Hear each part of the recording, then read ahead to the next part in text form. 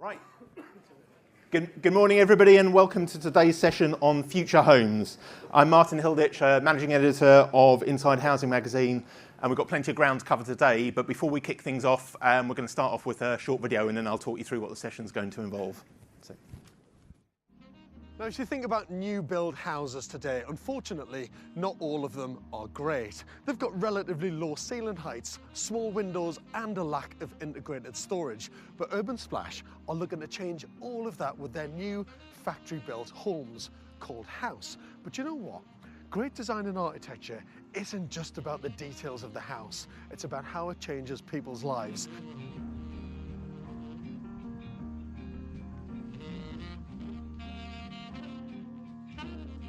The open space, the open plan kitchen was close to everything. It was absolutely perfect for what I wanted. So the fact it was factory built, did that sway your decision? Because I'm imagining you've never come across a factory built house before. No, I hadn't. I went to the factory and had a look at it to see what it was like. You saw the quality actually there, the different stages, and you saw everything being done properly, which was really, really good. What was it like having kind of design choices about how the house could be configured?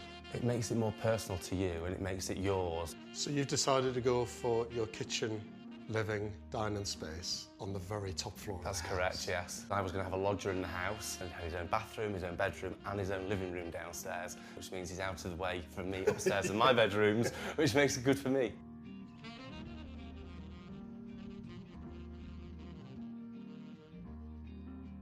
He wanted outside space and I wanted to be in the city centre. We came to look round here and were just blown away by how big it was inside. It's just so open plan, it just feels really comfortable and really easy to put your stamp on it.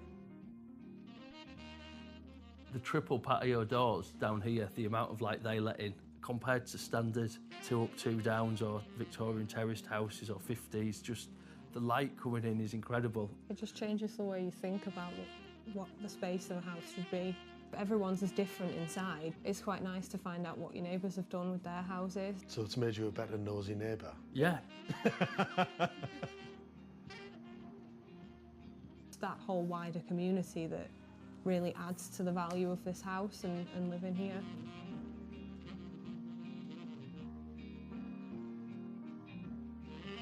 The method of construction was very interesting, but it was more the space, the size, the location, the potential. And we sort of had a feeling of what we wanted to achieve from this property. Part of the thing that attracted us was the fact that we could sort of design the house around how we wanted to live. The ground floor is really for entertaining, the middle floor is for guests, and the top floor is our bear's den. So that's kind of like where we hang out. Yeah. So it's very specific to how we want to live. Ah, that's a brilliant bar. That's fantastic, that. Cocktails, tea, you name it. I think that's one of the greatest design changes I've seen in an Urban Splash. So you both seem incredibly happy, content, and settled in your lovely home. we are, very much so. So we're very thankful for being here. Are you? Yes, That's quite a powerful thing to say. You're thankful for being Yes. here. Yeah, we had an opportunity and you just think it's really, really special.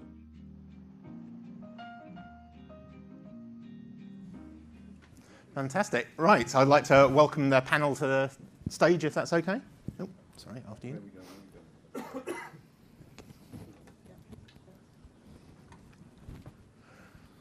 Right, so in terms of the format today, it's going to be a question and answer. So I'll be asking our panel, firing questions at our panel, but really we want everybody to get involved and to really senior level of people here. So ask the questions that will help you do the job better and hopefully get some projects off the ground as we move along as well. So I'll just start by, before I introduce the panel, by setting a bit of context for today's session.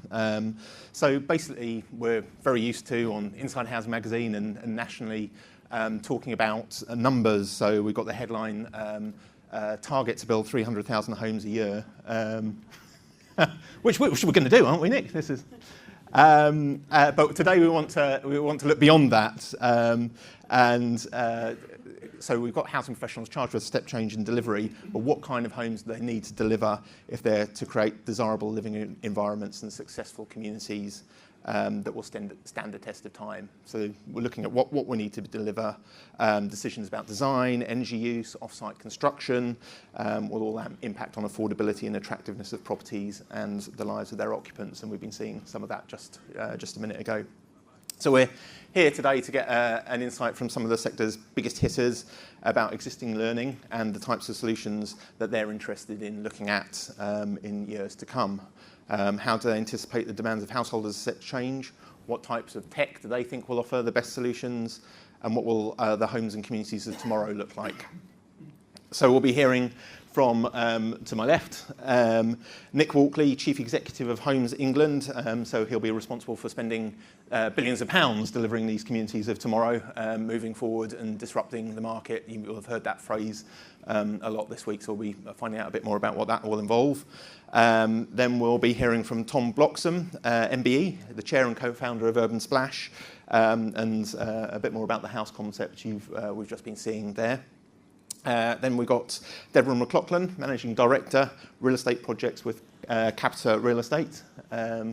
And last but not least, George Clark, who we've just been seeing on screen and here in person about what the future will hold. So I'd like to kick things off with a question of my own. So I'll just move down the panel to start off with, if that's all right. And I'd like to ask how the panel think that technology will change the way we build homes and the way people live in them moving forward. So Nick, if I can start with you and move down the panel.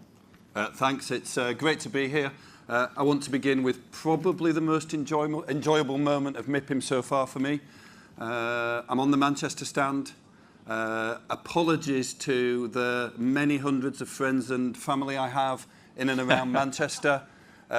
Today's Inside Housing carries a story that accuses me of being a Scouser.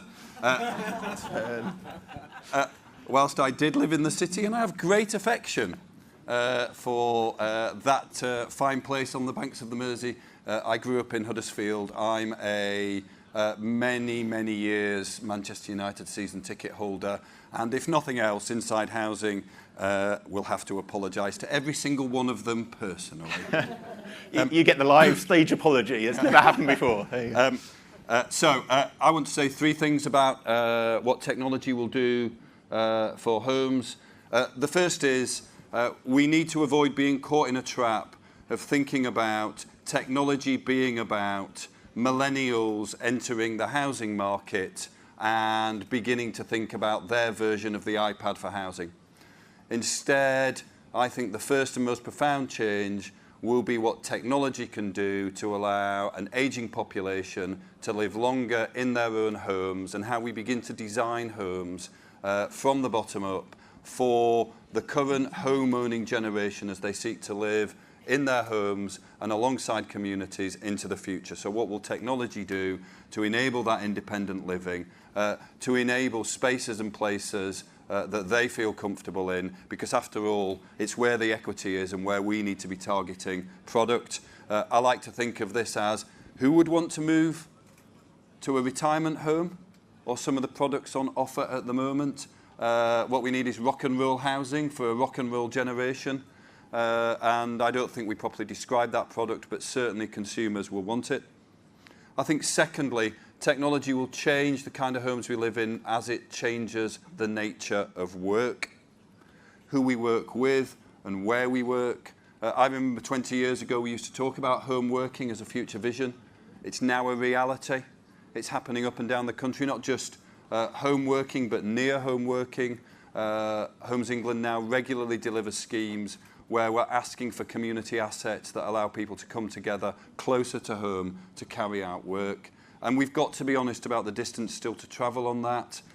We still don't build every single home in this country with fibre to the door. And I'm not sure we can be serious about talking about the impact of technology on homes until we're serious about providing the infrastructure that will allow people to make some of those decisions themselves. And then thirdly, I think the most profound change coming to the industry, and one that House begins to hint at more strongly than anything else. You can pay me later, Tom. Everybody is now an expert. The internet opens up knowledge that was previously only available to those who had studied degrees, to every single consumer. And the expectation of the ability to both challenge a product, bespoke a product, and make your own decisions rather than decisions that others make for you is now the norm in many parts of the consumer market, and it is coming towards construction and housing like a train. And I anticipate that will lead to profound shifts in the nature of what is offered for sale at first point of sale versus what people move into either as a rented or an owned product into the future. So I think we've got to think more closely about who these homes are going to be for and what that means for technology, about what people are going to do in them, which isn't simply using them as residents, and about the nature of the relationship between the consumers of the product and those who produce them. Thanks very much, Nick. Tom. I believe technology is going to change the way we live, some ways very dramatically, some ways not at all. And although the houses we've seen here seem very modern and factory built and hopefully have got a contemporary feel to it, the design actually is very, very traditional. It's exactly the same as all the Victorian Edwardian terraces with high ceilings, structural walls that give you great flexibility, big windows. And it's fairly basic, simple things. Housing, shelter is the most basic human need that's actually existed for hundreds and thousands of years. And so in some ways what we're doing is looking backwards to the past to see in the great Georgian townhouses, the great Victorian terraces, and reinventing them. But then we think how we actually build them. And they have been building those with bricks and wet cement and bricks, out in the rain, with itinerant labour. And we're thinking there must be a better way of changing them. And we're thinking about the Industrial Revolution. It's not something that happened for 20 years in the 1820s or whatever. It's something that's continuing. The sauces that our mother made in the kitchen, we're buying in supermarkets in jars and packets. All parts of our lives are being industrialised. Housing is one of the last areas in which that's going to happen. Now, we're only just started on this journey, and there's a long way to go. But we believe we're doing something, and it gives us a few advantages and a few results. It allows us to get much better quality control, because you're doing everything indoors, better QS systems, repeat and repeat the same job so people get better and better at it, and much less tolerances. But perhaps most importantly, it allows people to bespoke. And perhaps the best example is like buying a car. 15 years ago, you bought a brand new car, you went to your local car showroom, you drove away the one that most suited you. It was never quite right. Today, you go online, you pick exactly what colour you want, what size engine, convertible, wheelbase, millions of configurations. And so why not with homes? And so as we saw in the video, the people can come in, they decide, do they want their kitchen on the ground floor? Do they want the kitchen on the top floor? Do they want an open plan? Do they want a series of smaller bedrooms? What sort of kitchens? What sort of bathrooms? And of course, the colours and the finishes. And again, literally thousands of combinations, which makes every house unique and bespoke to the purchaser. And we've had a lot of traction on this. We believe it's going to be the way of the future. We're at the very beginning of a long journey, but actually we're on our fourth scheme now there. And as you've seen, the customers seem to like it. We seem to be on something, and I'm up for doing more. Great. Thanks, Tom. Deborah, same question. Yeah, same question. I think we need to start thinking more about the people, as others have said, that occupy our homes. And it isn't just about the millennials, it's about us. We, even though I'm old, I still want modern technology in the house. And how we're designing homes needs to start thinking about how people want to live. And a home is a place where we're warm, we're safe, we're comfortable. The well-being agenda is really important to us. So air quality in your home, using technology to advise you. If you step on your bathroom scales, wouldn't it be great if you found out what your blood pressure was or what your pulse was, or if you're using a smart tooth, are you cleaning properly? Well, these are things, those technologies all exist. So we're on a journey, and we really shouldn't be waiting to get the most perfect solution. So we should be embracing the technology that we use now already as we move forward. And I think the other point that I wanted to make is we need to really think hard about how we're training our engineers, our designers. What is it that they're designing? What's their modules in their university? Are they really technologically focused and advanced, or are we still training some of those professions in the way that that produce a building that's a very traditional building. So there's a lot of learning for us all, not just in the way that we want to live in houses, but also if we come up with really fantastic designs, what are the professions and trades that we need to be able to deliver that. And again, that is a continuum. There's no point waiting for perfection. Let's just get on that journey and embrace what we need to do. So, you know, Tom's point about industrialisation of the sector, we are so far behind. You know, if you look at some of the marvellous estates that were built in the 1930s, we're building exactly the same as that, and there's no other product or there's no other area of the world that we operate in that still operates in that mode. So, you know, the time is now to start very quickly, but little steps will help us get there.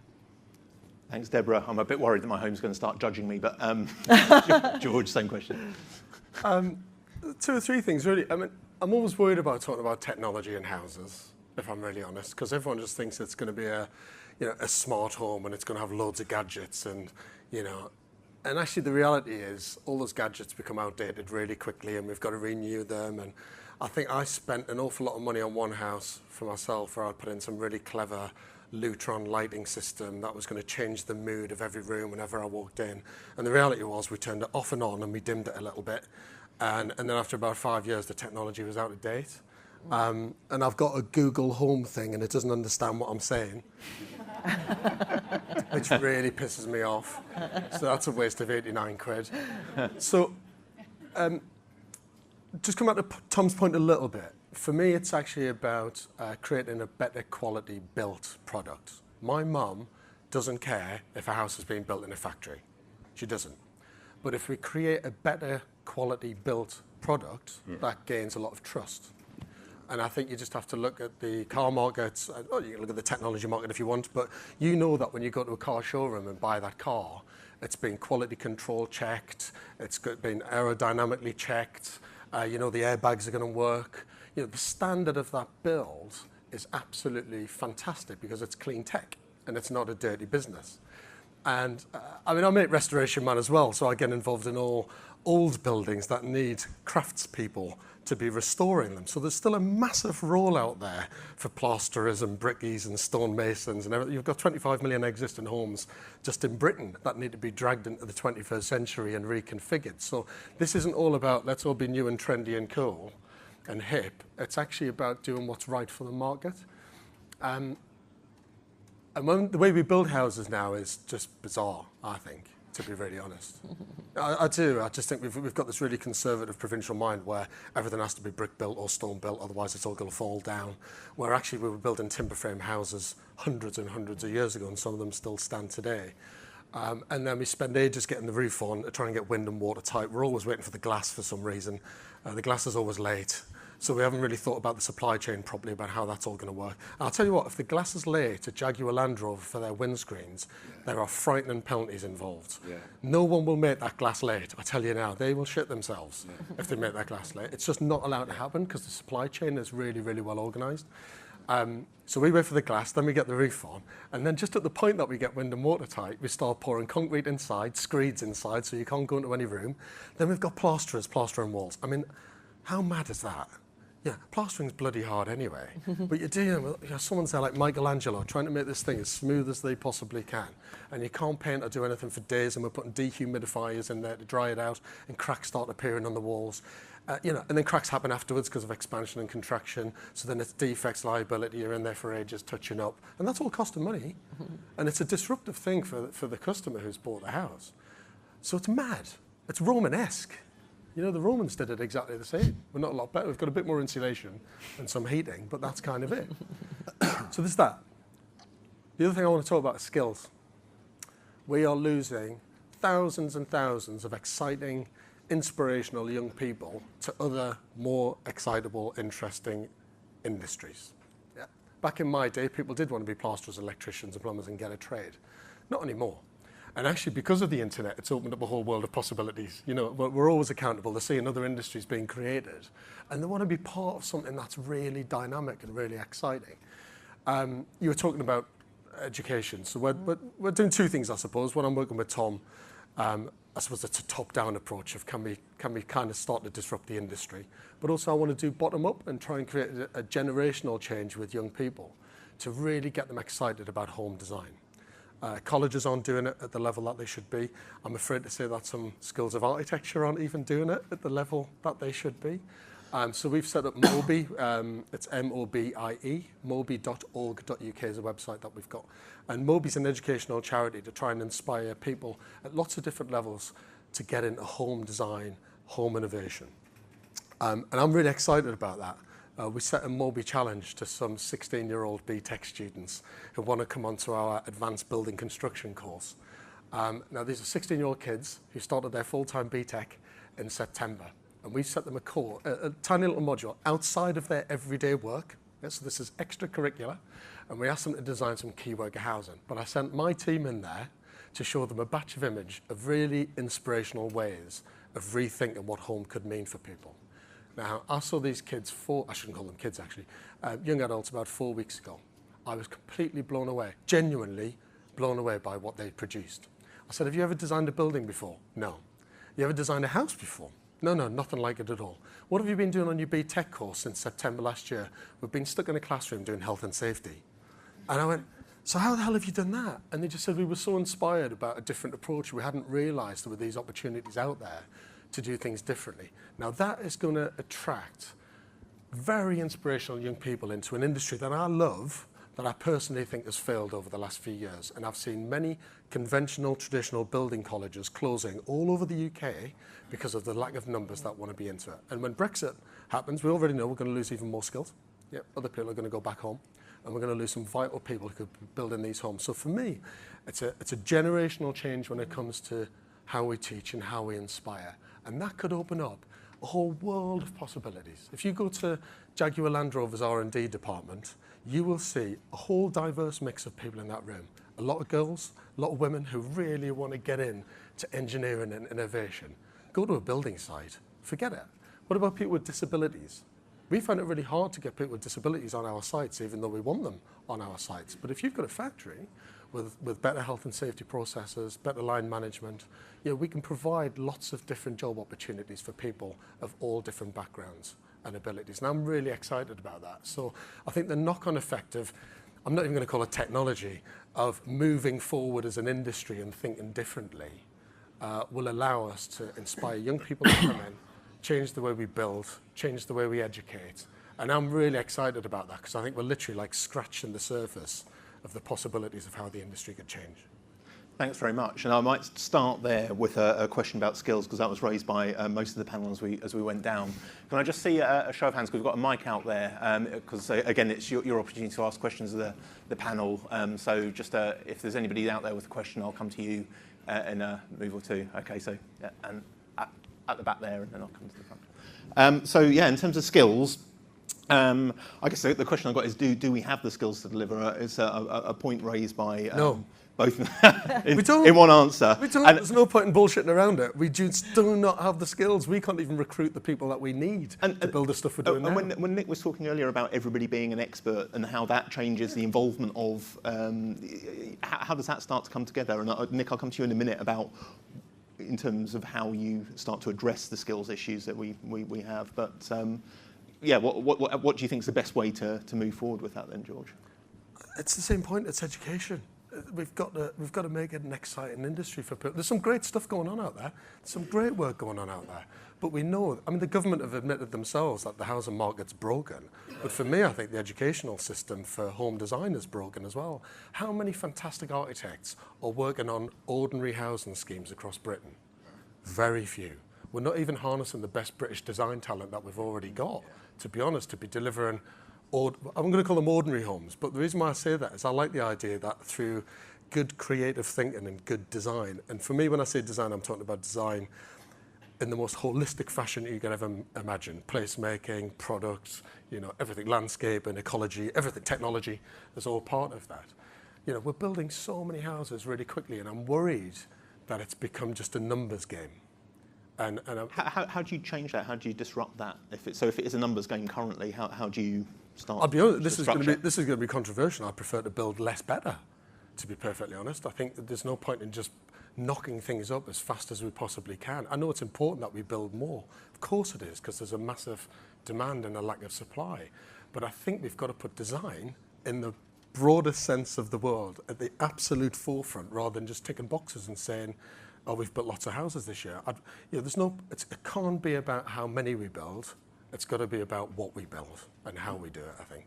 Deborah, you're looking to come in, and I'll come to you, Nick, next. Yeah, I think also if we start looking at the professions and the skills that are involved in creating new buildings and new homes, they're quite siloed, aren't they? And once you become expert, you stay within your silo and you do the next stage, then you pass it on to another discipline to do the next stage. And there's very little people with that broader skill set that can understand the whole package and drive for quality rather than sort of discipline skills. So I would like to see in the training, a much more forward-looking approach into a way that people are trained, but also to have a really good oversight of the other disciplines as well that contribute to the delivery of new homes, because that's where innovation will come from. But when you stay in your narrow silo, you don't really come up with then lots of great innovation. So it's the way people are trained as well, I think, that's important. So, Nick, how do you start to break those silos, and is less better, presumably not a message you're going to be going back with, but how do we do the better bit? Yeah, less better also means no salary for me. So that's... Don't quote me on that. If we could build 300,000 houses a year that were incredible and affordable and harnessing technology and innovation to be able to do it, I'd love for us to build more homes. Of course I would. My point was, I'm worried that in this race to meet the numbers game, we're just driving ahead with blinkers on a little bit. And I do genuinely worry about the estates that we build and the communities that we're creating, to be honest. So... my response to that is twofold. I guess my job more than anything else is to get shit done, and hopefully to do that in a creative... No, but you can't say that, because that just makes it sound like we're building shit. No, thank you, John. You can't say that. You've got to rephrase that, please. Make things happen. We're not just... thank you. Good, thanks. Sorry. I reflect on two things. The first is probably the best thing I've ever done in my career whilst working in Haringey was persuade a group of amazing social entrepreneurs to open the National College for Digital Skills in Tottenham. It's an amazing project. What's most telling about that experience is why open it in Tottenham? Because there's talent there that is not doing well at school, that the current system is blocking out. And the most interesting thing about that was at the launch event, the three major technology brands that we all use every day agreed in the room, this is too important, we will create the apprenticeship and the single stream that generates employment for these kids. And I think my challenge to the industry is, given your dependence on most of the people in the room, why aren't you doing that? Because we're actually cutting our own throats. Other sectors just agree some things are too important and we must go and do that. And of course, the really interesting thing is ADA, the National College, is a build it and they will come. So designed to attract kids from the really deprived estates of Tottenham. There were people turning up, young people turning up from Sutton, which is a 2-hour train journey to come and study at that college. They are diverse, they are dynamic. I genuinely believe there's an opportunity there. If you build shit, they won't come. Yeah, thank you for that. See me later. The second point is, we all know, don't we, that the conversations in schools about where kids can be pointed for future careers are not about the construction industry. They're not about building. Well, yeah, and don't quote me on this. Careful. Full of journalists. The fragmented new system of education offers an enormous opportunity. Because you can just seize the means of production. You can open a school. You can open an all-through school. You can design the curriculum. You can pick the area where it's going to be built. And I am sure there are people in this room who would identify sites and spaces where that would happen. Let's sponsor a chain of academies that think about this stuff. We've got it within our gift to do that. Let's stop moaning and get some shit done. I agree with that. Very good. Tom, were you looking to come in, and then I'll take the question from that there. The only thing I'd add on skills is, as a nation, house building is very, very good for employment creation and actually creating wealth and creating jobs. The basic fundamental problem we've got is where we need the houses most is in the rich, prosperous areas where the unemployment is lowest. Where we need the jobs most is where the housing demand is lowest. So it's quite an easy solution, actually. You build the factories in the areas of cheap labour and low employment, and you actually put them on a lorry and take them to the areas of highest need. And actually that starts to help to equate the north-south balance and the balance of the economy in the country. Right, I will move to the question at the back, if that's all right. Hi, thanks. Pam Alexander, Design Council, Future Cities Catapult, and Cress Nicholson. Just a final word on skills, if I may. It's not getting better. The Design Council has just produced some research. There's a 60% drop in the number of young people taking design and technology at GCSE since 2000. It's going in the wrong direction. So absolutely applaud your call that we work together to do something to produce the skills of the future, which may be a lot more attractive to our young people than the traditional methods of house building.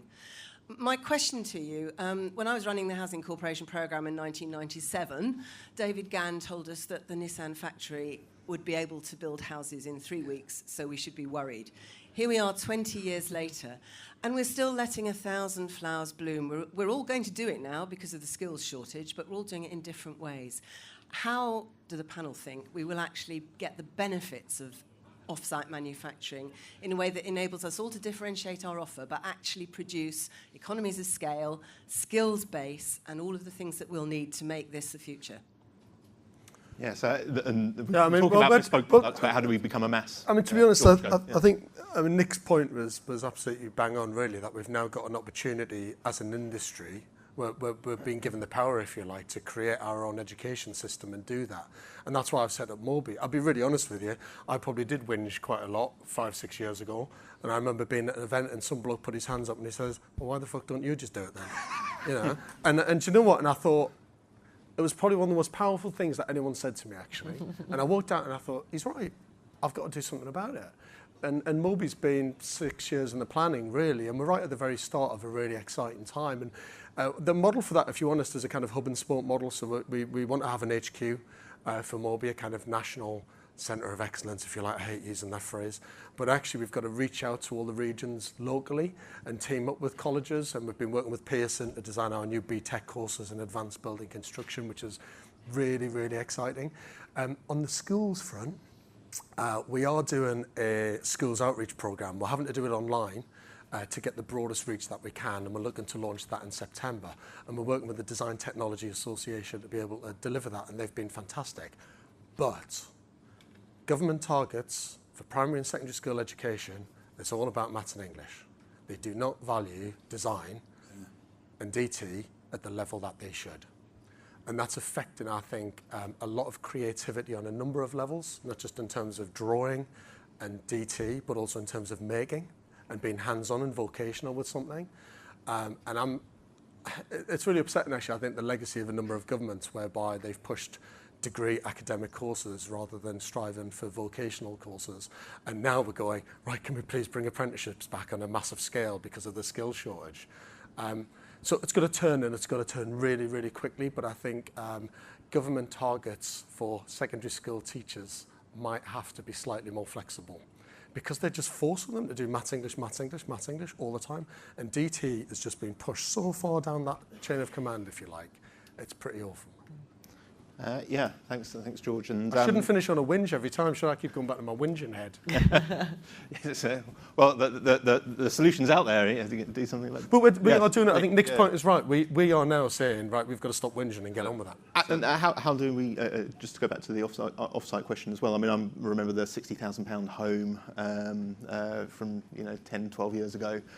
How do we move to becoming a slightly more mainstream solution? Because it feels like we keep taking 2 steps forward and then 2 steps back. So I think the premise behind the question is right, that we appear to be going around in a non-learning loop. And we've got to be really honest, haven't we? What we call factory production is very often either indoor joinery or indoor metalwork that then is taken to site. It's not robots designing precision engineered materials that are then assembled in the manner of a car plant. So I think the first place to be is in that honest position of there is a long distance to travel. And we are caught in a classic innovator's dilemma, which is we probably think we have all of the answers.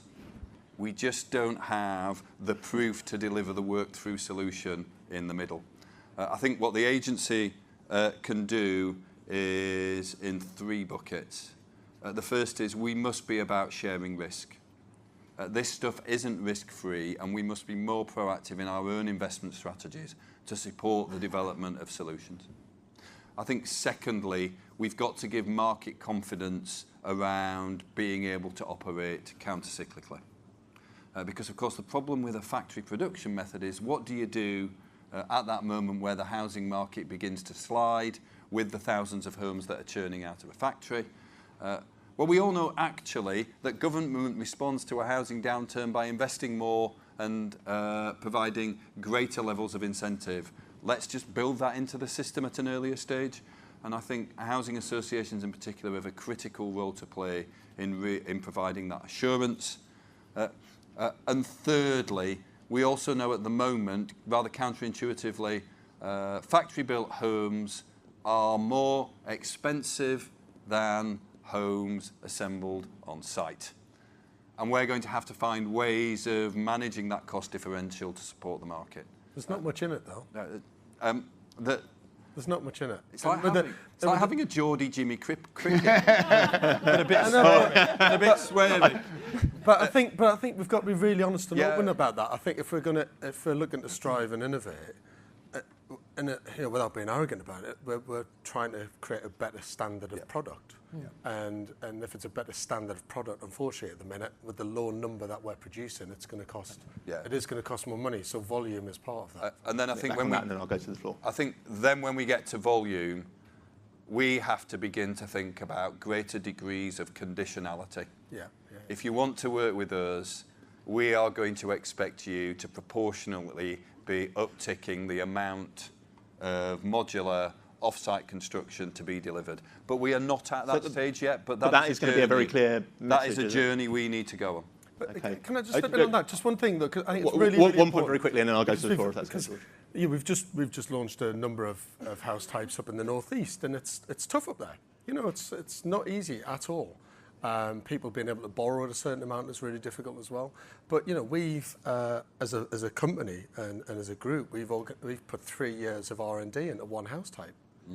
3 years of R&D. Now show me another house builder that's doing that at the minute. 3 years of R&D. Dyson puts in £7 million a week in R&D into that product to push it to that level. And so it's obvious it's going to cost a little bit more money. But to be honest, we're selling 3-bedroom houses in North Tyneside at just over £200,000. Which is a really, if I'm honest, still quite affordable in that part of the world. And if we can do it there's lots of other places we could make it work. Tom, I'll move to you next, and then I will come to the floor. So any more questions? If people can put their hands up, and we'll get the mic to you. Certainly with factory production, we are on a journey. I mean, we've been to visit Jaguar Land Rover, we've been to Japan to see some of the factories there, and they're a million miles away from where we are. And we very much acknowledge that. But we're starting from first principles. So many people, when they've tried to do modular housing, have taken the existing house and tried to copy it in a factory. And we're actually trying to get to first principles of seeing actually what design is, what materials should be used, and what the sizes should be doing and moving forward. We have got a big vision. We're doing this more through belief than anything else. So this is the future. And you have to strive forward, and you have to have a belief, and you have to do it. People remember 25 years ago when we started Urban Splash, nobody believed people wanted to live in Manchester City Centre or Liverpool City Centre. How ridiculous does that seem now? In 25 years' time, we will see the majority of our houses, I believe, being built with some element of factory production in those. The other thing on cost, and we're getting very close. We actually believe we're slightly cheaper building in the south of England and slightly dearer in the north now. And all the time we're making reductions in the cost. But let's talk about value. And what's really important is value and keeping houses lasting long. The houses that those replaced were in the Cardroom estate that some of you remember in Manchester. This is the 3rd time in someone's lifetime that these houses have been regenerated. That is an utter waste of resource and costs. Before we started there, the existing houses were being sold for 10 grand to the worst sort of landlords in the back of pubs. You couldn't get a mortgage on them. The houses, when we built them, were being sold, the 3-story ones, about 300,000, One got completed a resale for 465,000. The areas are changing, values are improving. So it's also not just about looking at the lowest cost production, because people can always do things cheaper. People can always take cost out. People can always put in smaller windows, which are cheaper to produce. But actually, you've also got to focus on the value and what people are buying. This may be the only negotiation ever conducted in front of 300. We'll tell you the result at the end of the panel. Luke, I think you had a question. Sorry, there's a question there, and I'll come to Luke at the front. Hi there, Mark Winnington. I'm actually an elected member with Staffordshire County Council. What Tom and George have said in particular is really interesting for me, and it's a mindset. We still think about houses built in the 1930s, bricks, mortar and everything else. If we can, and I was pleased that Tom mentioned JLR, if we can take some of those skills and the CAD designs and everything into houses so someone can sit at home and design their own house to their needs, that's when you'll start to sell it. And the tolerances on the builder within 1 millimetre, that's when you'll start to sell houses. And don't forget that there must be a market in the future for taking those houses and reusing them in a different way, or the materials. So I think it's fantastic. But we've got to have a different mindset in the industry. Mindset in the industry. Luke, I'll come to you if you've got a question. Yeah. Hi, Luke Barrett from Inside Housing.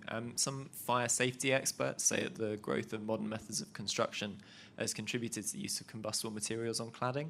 How do we ensure that the future homes that we're building kind of take into account the risks that we maybe haven't foreseen yet? Yeah, good question. Who wants to come in on either one of those? So, who wants to start? Nick? Look, I'm absolutely clear that a factory-built home should actually be subject to the kind of safety and rigour testing that other factory-built products are designed and tested to, and that we ought to be aspiring really, really urgently as an industry to that level of inherent and repeatedly tested quality and design in the product. I think there is a significant difference between that ethos and one that's about adapting and retrofitting to existing social housing stock, where the conditions are always going to be challenging to recreate inside a test. But here is an opportunity to actually have genuine testing regimes that are standardised and common, and that would be, I think, a real step forward for the industry. And again, to further that, I mean, one of the reasons we got into modular housing is we believe as a business is scalable, that we can grow to a very significant size. We've done Fort Dunlop, you've done Park Hill, you've done Royal William Yard. Everyone is different. Everyone's got to have unique decisions, unique testing. Because we're going to be producing hundreds, then thousands of these homes, the testing can be much more rigorous. Already it's more rigorous actually at BOPAS than any sort of other housing.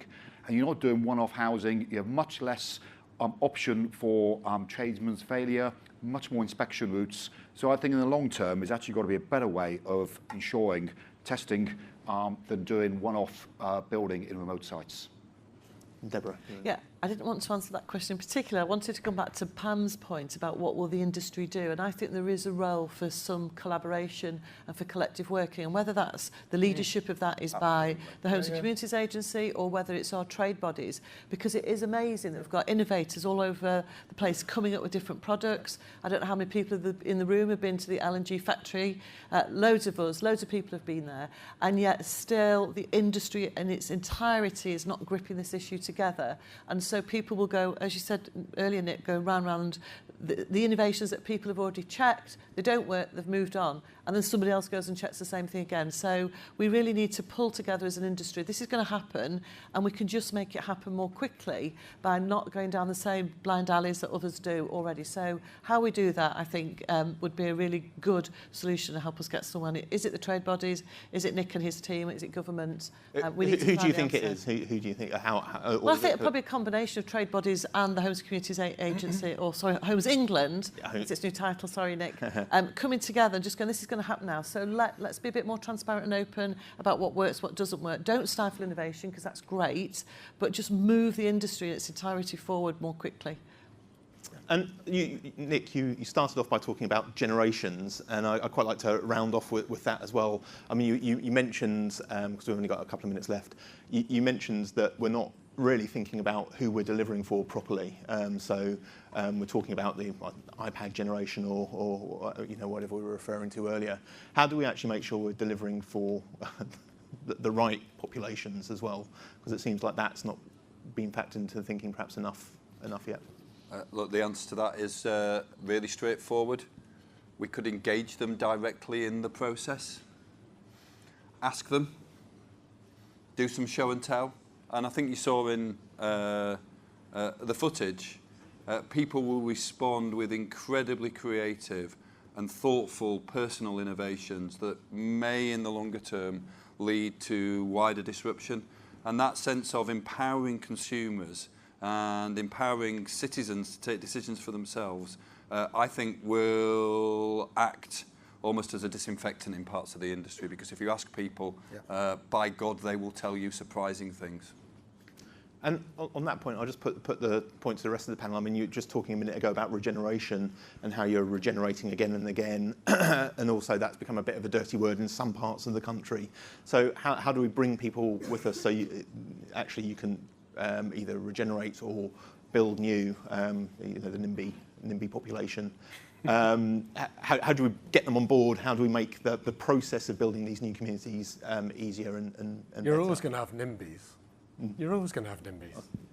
The NIMBYs have been around for years and years and years. I mean, even in the 1890s, when there was a mass house building at a huge scale, there was still NIMBYs. You're never going to get rid of that. Can we smooth the process? There are ways to manage communities, aren't there? So if you're thinking of a new settlement, you start with the community, you start with a vision, and you work alongside people, and then there are just ways of managing it properly, putting the infrastructure in first, the schools, the GP surgeries, the things that annoy people when the density of a place improves very quickly, but the social infrastructure isn't there, and so people are frustrated when you can't get into schools and doctors' surgeries. So it's been very thoughtful, working with communities. Communities will come up with great ideas of design and layout of a new place. So, it's arrogant to come in and put a red line around a place and say this is going to be a new garden city or a garden village. It's got to come from the local community. And it's a long, long journey. It might be 15 years before it's fully developed, but bringing people with you and helping them to influence the way it looks like has got to be an improvement on just dropping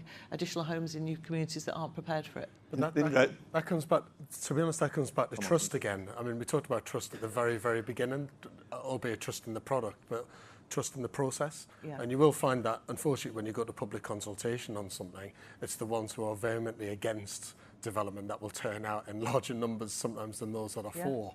Unfortunately, and the standing position from the very beginning is that it's a bit of a battle. And I think systematically, I wonder why it is a battle. Why do people not trust the system enough to be able to be more positive about potential development? Because everyone will say, the greedy developers out there looking to maximise profit. If I'm really honest, I don't come across many of them like that. Actually, when I meet some really good house builders, they just want to do really good work, and engage with communities and make it happen. So, Tom, I'll come to you last and some final thoughts, if that's okay as well. How do we bring communities on board? As somebody who comes from a garden city, how do we create those communities of tomorrow? And is that the type of idea that... Well, garden cities are a great example, I think, and I love places like Bourneville or Port Sunlight or Cadbury, and they're fantastic. Saltaire, amazing places. First of all, they were planned. There was a big idea, there was a big vision. People talked through the vision and explained what it was, using great designers. They then actually had a holistic approach towards it. So you've got, your housing, but you've also got, we sponsored a free school in Newington around the corner from here. Yeah. You've got academies. You've got an independent high street. Let's do the 21st version of that, where you don't have all the big chain stores, but you have artisan bakers, you have natural coffee shops, you have artist galleries, you have workshops, all sorts of things. This is actually, I think, relatively straightforward. This is part of the vision that we've actually got to producing really beautiful houses in a really beautiful master planned village or town or city. And the reason why so many people object to so much going on is a lot of it is very, very mediocre, and it's all about quality. Excellent. Well, that was a kind of upbeat right at the end there to finish off with. So, all right, we'll squeeze one in, and I'll get shot probably, but very, very, very quickly. Thank you. Roger Stevenson, architect from Manchester.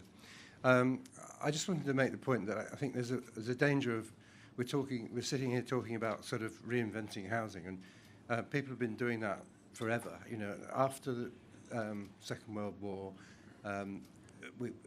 I can just remember politicians always saying we've got to build 300,000 houses this year. You know, we haven't got enough. And we did some wonderful work in the 50s with some very bad work, knocking down bylaw terraced housing when we didn't need to, but we did some wonderful work in the new towns. We've seen kind of corporate vandalism take place. I cite Hume as a good example of that. There were some very wonderful Victorian houses in Hume. They had social problems, a bit of rising damp, knocked them all down.